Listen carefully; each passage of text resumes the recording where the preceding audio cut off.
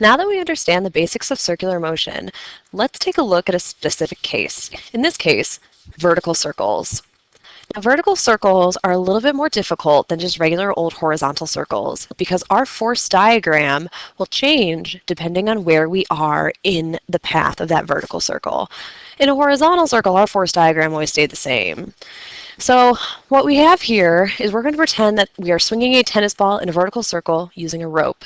And I would like to draw 4 different force diagrams, one at each of these locations on our vertical circle. So if we start at the bottom, we know that there is a force of gravity acting on this ball, and there must be some kind of a tension force that is going to pull that ball up, since it has to go on its way up over here. Now, there is still going to be the same force of gravity acting on that ball when it is halfway up the circle, but now our tension force is going to be pulling towards the right. When we are at the top, again, we have that same old ball, so we will still have that same old force of gravity. And at the top, our tension force is going to be pointed down. And as we come down on the other side, at about halfway down, we will have our force of gravity still, and then our tension force will be pulling us to the left. So as we can see, these are 4 very different force diagrams. None of them really look similar at all. So we now have to think about where we are on this force diagram because that'll change what our forces look like. Now, a couple things to note. We assume that we always are going to have the same speed throughout this vertical circle. And in order for us to have the same speed throughout this vertical circle, we need to have the same FC the entire time. Okay?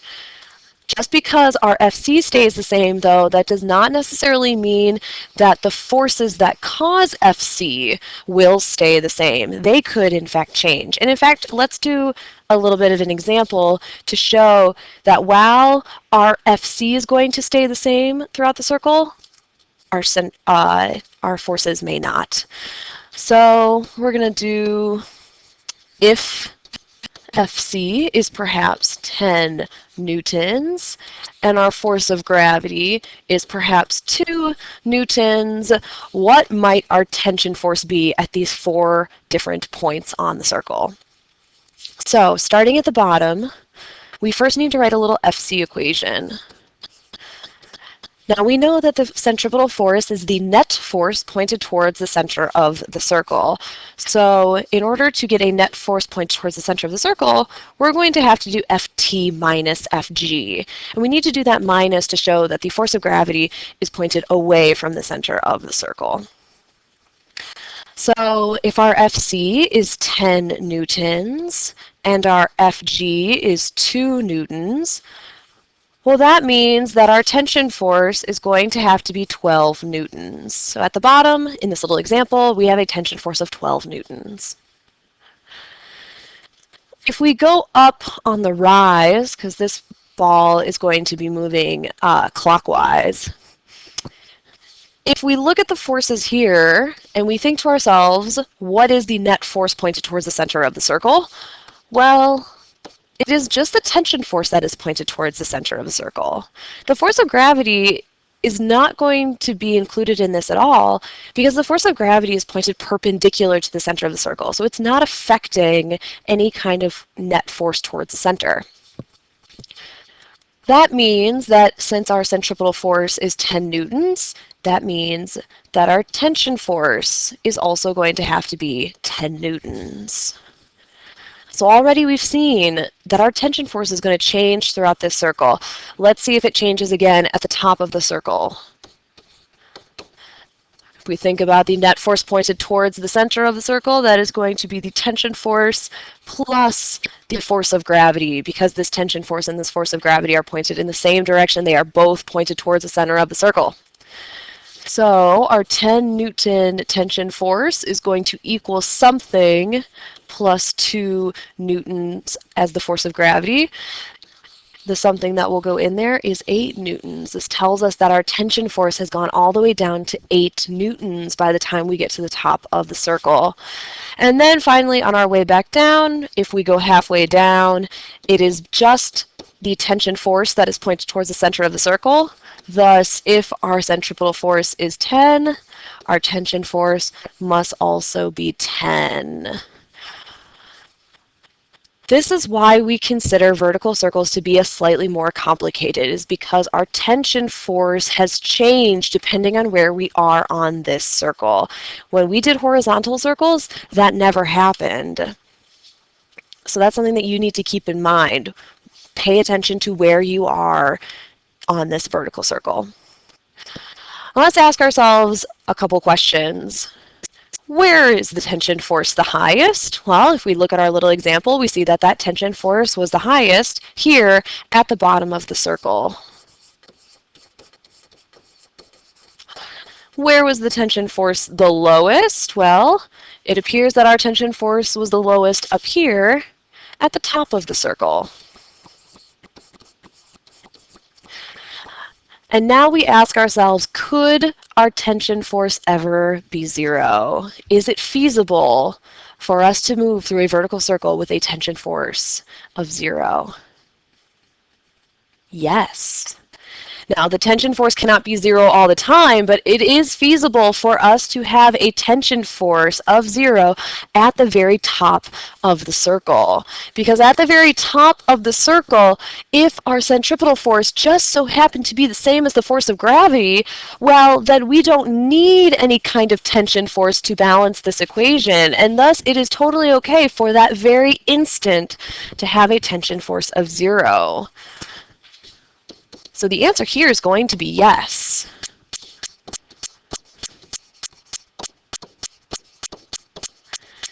For an instant, at the top of the circle. This is actually a very special case, and it's a case that we are going to be very concerned about. When we are moving through this circle at such a speed so that the centripetal force is equal to the force of gravity at the top of the circle, that is actually going to be the minimum speed that we could feasibly move through and complete the circle. If we were moving any slower, then our centripetal force would be smaller than the force of gravity, and thus we would actually just completely fall out of the sky if we tried to complete the vertical circle at something that is less than the minimum speed. So let's write that down to kind of remind us of this. The minimum speed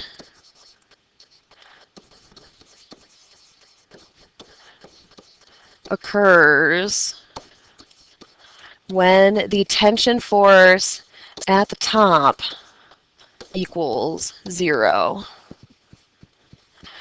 So another way for us to write that is that FC equals FG at the top of the circle. If you can find the speed where FC is equal to FG at the top of the circle, you have found the minimum speed. That also tells us that minimum speed is going to be a key word for us to look for when we are solving problems. Now let's turn the page and do a little bit of practice. First, I would like for us to construct a force diagram for all relevant forces acting on the woman flying the airplane when she is at the top of the loop. So we know that because she is a woman with mass, she must have a force of gravity. And we also know there's going to be one other force acting on her. It is going to be a normal force due to the seat of the plane pushing down on her. After all, that seat is above her. It must be pushing her down. Now, if we look at part A of this problem, we want to know what is the centripetal force acting on the pilot. So we want to find what the FC is. Now, we have an equation for this. It is our good old mv squared over r, and we should be able to use mv squared over r to solve this first part of the problem because they give us the r, the v, the m. However, we seem to have one problem. Our speed is in kilometers per hour. That is not okay, because if we want a centripetal force that is in newtons, that means we must do all of our calculations in kilograms, meters, and seconds. So before we start this problem, let's perhaps take this 235 kilometers per hour. Let's do a little bit of dimensional analysis and figure out how many meters per second that would be. Well, we know that 1 kilometer is 1,000 meters. So that allows us to cancel kilograms out, and we're left with meters per hour, but we don't want meters per hour. We want meters per second, and we know that 1 hour is 3,600 seconds. So now we've got hours on the bottom and hours on the top. We are now left with meters per second, which is what we would want. Now, if you throw this into your calculator, 235 times 1,000 divided by 3,600, you find that this is 65.28 meters per second. And that's what we're going to throw into our calculation here in part A. So, mass of our woman is 55 kilograms. We have now just found her speed. It is 65.28 meters per second. We need to square that and then divide it by the radius of her circle, which is 380 meters. If you throw all of that into your calculator, you will find that the centripetal force acting on this woman is 616.75 newtons. What is the force that the seat exerts on the pilot? So now we are asking ourselves, what is Fn? If we look at our force diagram, we could write a nice little force equation. So we know the centripetal force is going to be equal to the net force pointed towards the center of the circle. And since both of these forces are pointed towards the center of the circle, we would write this force equation as Fc equals Fg plus Fn. So what do we know? We already know that Fc is 616.75 newtons. We know that Fg is 9.8 newtons per kilogram times her mass of 55 kilograms. And then we finish it with plus Fn. And if we do the algebra here, we find that the normal force acting on our pilot is going to be 77.75 newtons. Now remember, normal force is your apparent weight, so it's how heavy you feel. And she's feeling almost weightless right now, because if she feels normal, she would feel 616.7. Oh no, she wouldn't feel that, sorry. Ooh. She'd feel 9.8 times 55. That's what she would feel if it was normal. But right now she's feeling way less than that. She's only feeling 77.75 newtons. But let's do the last part of the problem. At what velocity would the pilot be weightless? Weightless. A normal force of 0. This is also asking us to calculate the minimum speed that she needs in order to successfully complete this loop. So let's find out what that is. Now we know that if she is feeling weightless, she will have no Fn. This guy goes to 0. We now are left with Fc equals Fg. We no longer know what Fc is because we do not know her speed. So instead, let's write mv squared over r as the Fc, and we know that Fg is 9.8 newtons per kilogram times mass. And if we look at this, we see that mass is in every term of our equation, so mass ends up canceling out. So now we've got our mystery speed squared divided by the 380 meter radius needs to equal 9.8 newtons per kilogram. And now it is just algebra. If we do this algebra, we find that the minimum speed that she can have in order to create this loop is 61.02 meters per second. So she's not got a lot of speed to play with. I mean, she was only moving at 65.28 to start with. Yeah, she's basically going just 4 meters per second slower to barely make it over this loop. All right, let's do one last example. Dave Daredevil, and then we'll end for today. So Dave Daredevil rides a motorcycle down a ramp and around a loop-de-loop. If the loop has a radius of 23 meters, what is the slowest speed he can have at the top of the loop and avoid falling? So if we draw a nice little picture, there's our loop-de-loop. And we're going to draw in Dave Daredevil. So there's his bike, right? He's sitting on that bike. He's holding on to those handlebars, probably really tight. We know that we have a keyword in this, okay? The keyword for us to look for is right here, slowest speed. What is the minimum speed that he can have? We know that minimum speed is a keyword to us, that the only centripetal force will be the force of gravity. Our Fc is equal to Fg. So we know that Fc is the same thing as mv squared over r. We know that Fg is the same thing as 9.8 newtons per kilogram times mass. And look at that.